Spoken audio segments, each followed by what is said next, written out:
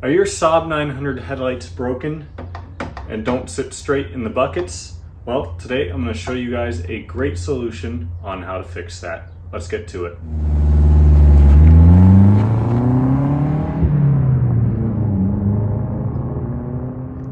I've had this problem with a couple of headlights now on my Saab 900. Essentially, whether you shut the hood too hard and hit it, mainly because I have a dent in my hood right here, or just over time from trying to adjust these, the little plastic pieces that separate the headlight from the bucket just kind of break, and the headlight doesn't sit like it should over here. Thankfully, there's an awesome, easy solution to this from Modern Classic Saab.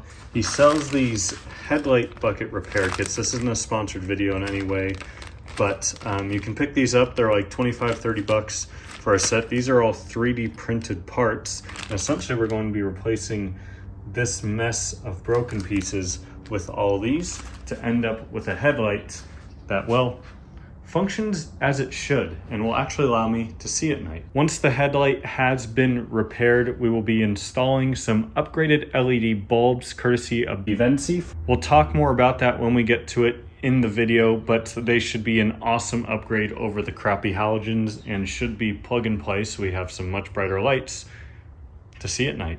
First, we need to pop off the corner light. There's a little 8mm sitting right there we need to disconnect. And then there are two little bolts on front right here that we need to take off. I also forgot that there are two more 8mm for the side marker. There's one about right here and one here on the inside of the fender. The nice thing is all three of these just slide in. You don't actually have to remove the bolts the entire way. And yes, I know the top of my corner light is broken. Here's already a good view of one of the pieces that's broken. You can see this plastic little coupler right here. No longer doing its job.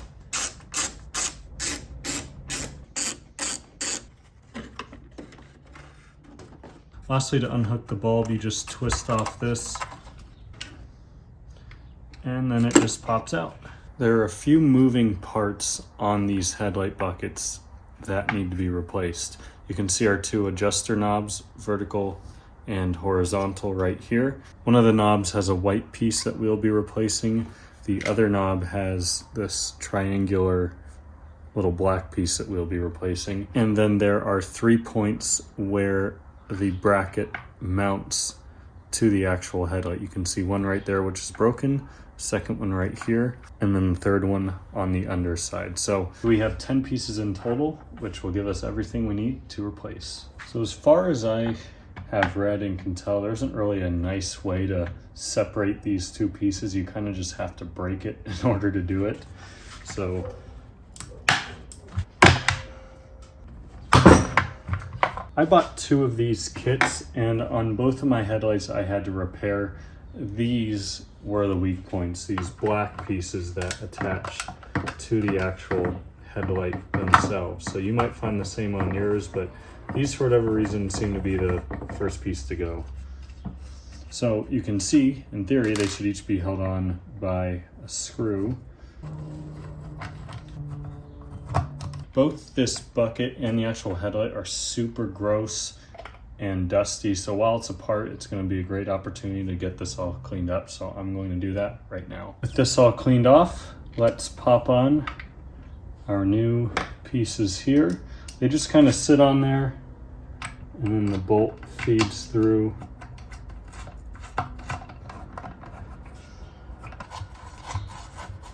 And that's all we really need to do with the glass part of the headlight. So here's where things get fun. We have, as you can see, our 3 points where it mounts the black pieces we just put in, and these all pivot. So here's one of the old black pieces that broke off we need to remove. One thing I am actually going to do is I'm going to keep this one on here because when I repaired my other headlight, I bought two of these kits. One of these snapped when I put it in. So this one's fine, it's not broken. I'm just not gonna touch it out of fear of breaking another one, and I'm already short one. Plus, I had a good one that I was able to save from the last headlight. So just something to keep in mind. I would say if you can avoid breaking these little things, try to avoid it just in case something happens. So that leaves us with these two pieces here. So essentially how these work, long bolt that goes through here, and you have this piece on the end, and then there is a middle piece here that holds it to the bracket, which you can see mine is broken from when I snapped it off. So in order to remove the bolt, we need to be able to take this off. I'm not able to get it off just by pulling it off because it's all just so old and kind of corroded and greasy. So what I had to do is basically smash it until it cracked and I could pull it off. So let's do that.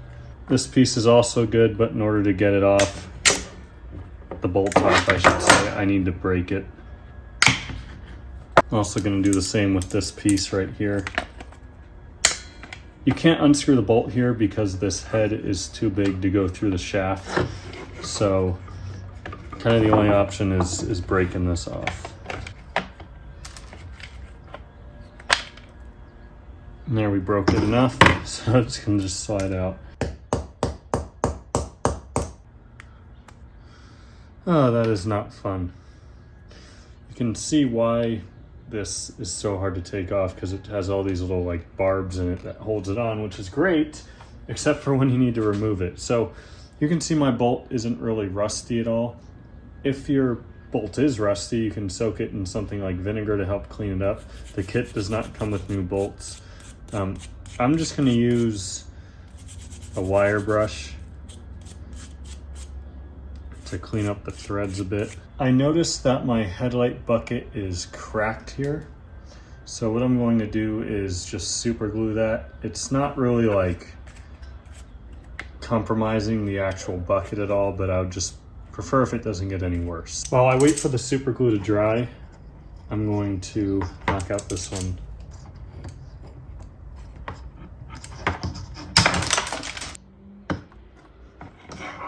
With that sorted, we can pop out this piece now. So there are a couple of little tabs right here that we should be able to use a flat head to stick in right here and pry that up.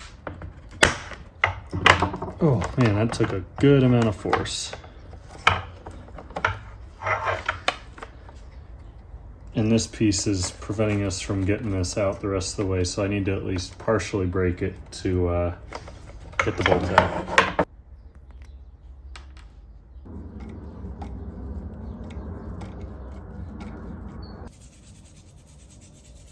We're ready to begin installing parts back into the headlight bucket. So I'm going to start by doing this piece. On the top side, you'll see a slight incline on this little nub here, and on the bottom it is flat. So that should make it easier for us to slide it in. I'm also going to use just a little bit of petroleum jelly to help it slide in a bit easier and actually rotate once it's installed. Here we can see it's in and wiggling around as it should. In order to help this thread a little bit better and to prevent it from getting seized up like the old ones all, where I wasn't able to turn these at all, I'm going to put just a little bit of anti-seize on the threads. And we'll put the side with the ball is going to go on the inside of the headlight bucket. Further I'm screwing this in, the easier it's getting to rotate, which is a good sign. That anti-seize is doing its job. After that, I'm going to pop our new knob on. And this just sits on that barbed part of the bolt, just like that, pretty easy. Now that the super glue is dried, we can tackle this last part. This just needs to slide into here. Just like the other side. Just a little bit of anti-seize on there. And our last step is popping these on. So these should just pop on there without much force. Just test everything, make sure it moves as it should. These turn so much nicer now. There's only one way this can go on, so just line everything up. You gotta be like gentle, but also give it a good shove at the same time. I don't want to break one of these.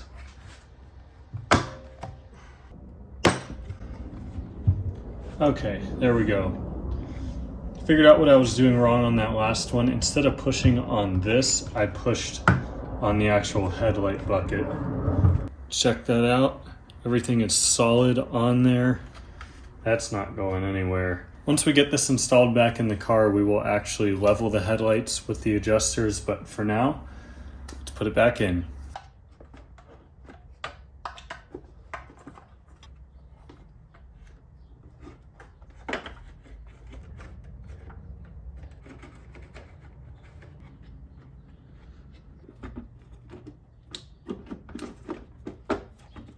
Adjusting the driver's side is a bit more difficult because you have to pop the corner light back out in order to reach that adjuster right there. I just messed around with him. Super easy to adjust. You literally just, this one you can see adjusts that way. See the headlight moving. Whereas this one adjusts up and down.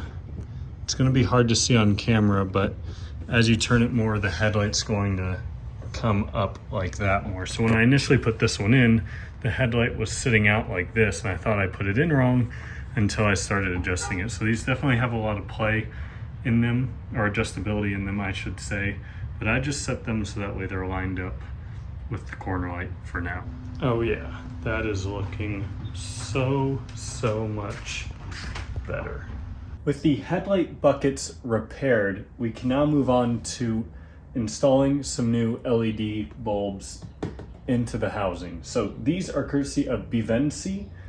They sent this out to me, so thank you to them for providing some LED lights for this car. Super excited about these. They will be plug and play. If you're interested in purchasing these exact headlights from Bivenci or just seeing what other LED products they have, please check out their website, which will be linked at the top of the description. So big thank you to Bivenci for sending these out. But I think without further ado, let's get them installed. In the box, you'll receive your two bulbs. Here is the plug and the bulb. So let's get them in the car. On your stock headlight housings, there is a little black clip here that you just need to rotate and it pulls off. That holds the bulb into the housing. After that, we'll just wiggle gently and our halogen bulb comes out. And just a quick disconnect right here. Pretty simple. So unfortunately, with the way that this new LED is designed, I can't use this piece on here without possibly modifying it. I don't want to cut this up and modify it out of fear of, well, not being able to find a replacement. Because it should sit over this right here, and you can see it's just a hair too small to fit over that, not to mention this cord is in the way. So this sits in there really snug. This O-ring right here does a good job of sealing it and holding it in there really tight. So I think we'll be fine without it, but I can report back on that if I do have issues down the road. Let's first start plugging that in, nice and simple. Can see that is in there really snug. I don't think we're gonna have any issues with that falling out.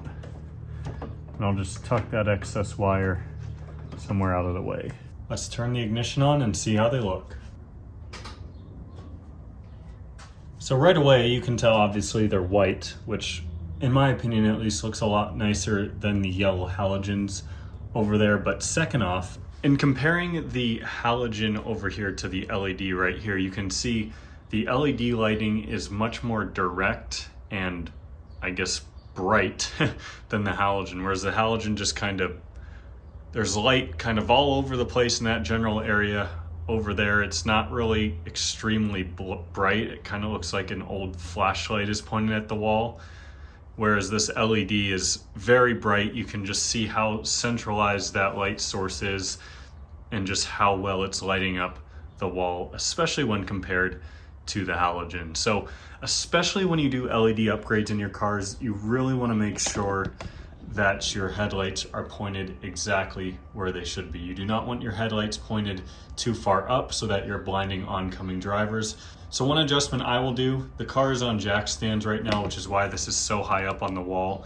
When it's actually down on the ground, it'll be much lower, but that's what I'll do to test to make sure they're not too tall, is I'll park the car in the garage like this with the headlights on to make sure they're not pointing up. But this right here is a perfect example of how good of an upgrade this is going to be. So I'm going to do the other side next. There's one last quick item I want to put on the front end of this car to kind of top off this video before we go and test these at night. 1 second. I have a genuine Swedish plate here. I made a post on Instagram asking if anybody wanted to send me out that I could put on the front of the 900. This is from Raccoon Police Department. I'll put their Instagram on the screen right here. Go give them a follow. They have a really cool Saab club over in Sweden. And thank you to them for sending this out along with some other cool little items. But let's get it installed in the car.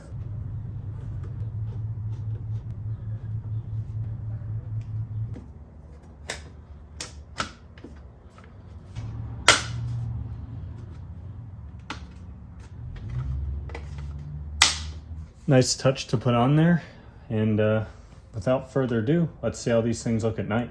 I've driven this car at night a couple times since installing the LEDs, and I am so happy with how these look. I can actually see at night when I drive.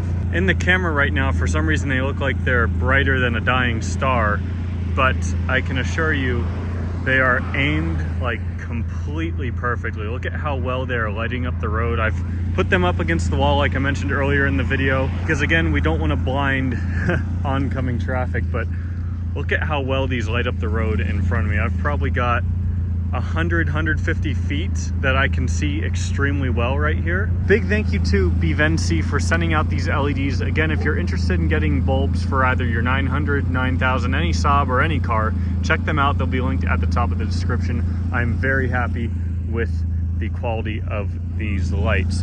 And also Modern Classic Saab for making some awesome 3D printed repairs, so that way we can make sure our headlights are, well, properly aimed and functioning as they should. This combination all done without a ton of work and for less than $100 for the lights and the 2 headlight repair kits. It looks like the camera is now focusing a bit better to show what the lights actually look like at night.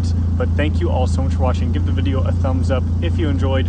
More 900 content coming soon. See y'all next time.